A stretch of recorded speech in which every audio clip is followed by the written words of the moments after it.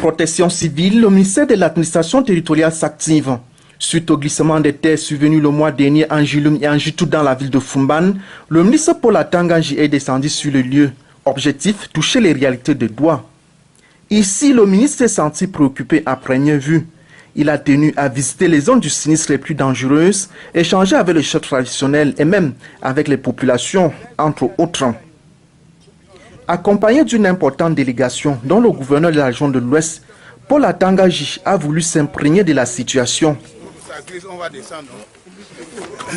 Il faut qu'on va. C'est important. Au moins pendant que je suis là, ça sera stable. Quand je vais partir, ça peut descendre.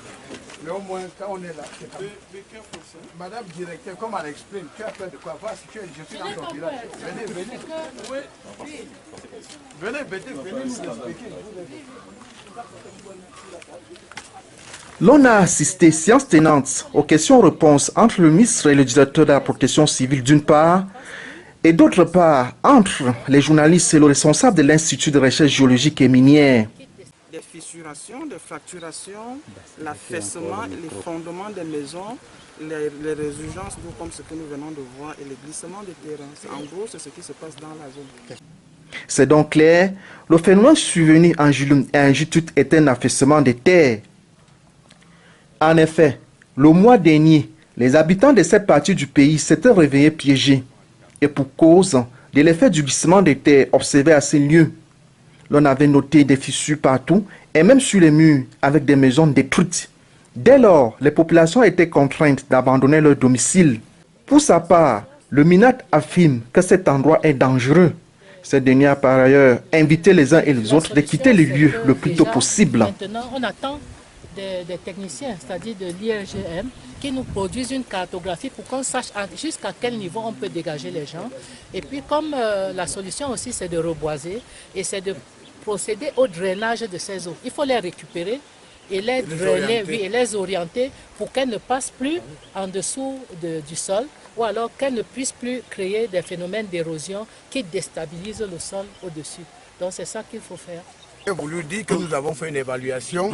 Le gouverneur, là, madame la directrice de la protection civile, la dame qui est de l'IRGM, c'est ça, ils ont fait des analyses et ils sont tous arrivés à la conclusion que c'est extrêmement risqué pour les populations de rester ici. Vous avez vu l'ampleur des dégâts et puis la tendance c'est le glissement. Ça veut dire que la terre avale tout ce qui est aux alentours. Beaucoup de maisons qui sont aux alentours sont des maisons fissurées. Si les maisons sont déjà fissurées, honnêtement, il vaut mieux perdre sa maison que de perdre sa vie. Donc je crois qu'ils ont posé un problème que nous allons faire un rapport au chef de l'État, son Excellence Paul Biya, qui est très sensible à chaque fois que les populations sont sinistrées.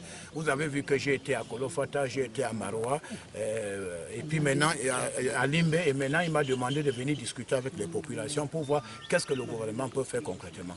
En guise de première phase, il y a des dons du chef de l'État qu'on va donner aux populations dans moins de 30 minutes. Et ensuite, maintenant, nous allons réfléchir avec le gouverneur et puis les autorités pour voir comment on peut recaser les gens. Donc c'est un processus. Nous allons faire des études, on va soumettre au gouvernement et les rapports seront transmis au chef de l'État.